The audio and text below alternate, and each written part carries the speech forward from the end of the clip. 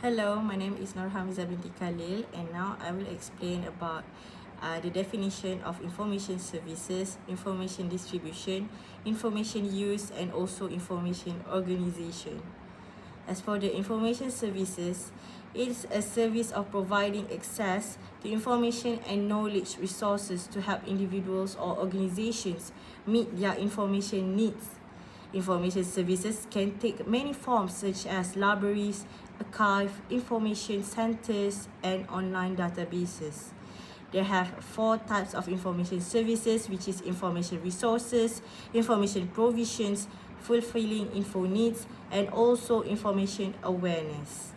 As for information distribution, it's a process of disseminating or sharing information to ensure that information is accessible and available to a wide range of users or audiences regardless of location or time through various channels and formats such as print media, electronic media, and online platform.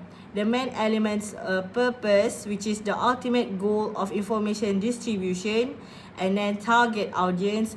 The content of the information should also be tailored to the interest and knowledge level of the target audience. And lastly is resources, which is several resources that can be used for information distribution, including print media, broadcast media, digital media, interpersonal communication, and events. Next is information use. Information use is process of applying information and knowledge resources to accomplish specific tasks. Therefore, information should be accurate, relevant, timely, and easily accessible. Effective information usage requires the following skills, such as information literacy, critical thinking, problem solving, and lastly is skills of communication. And lastly is information organization. It is a process of categorizing and structuring information with the assistance of metadata.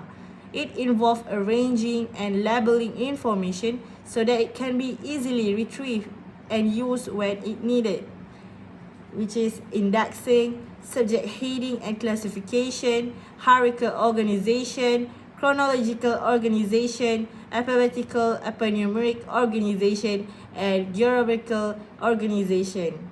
That's all explanation from me. Thank you.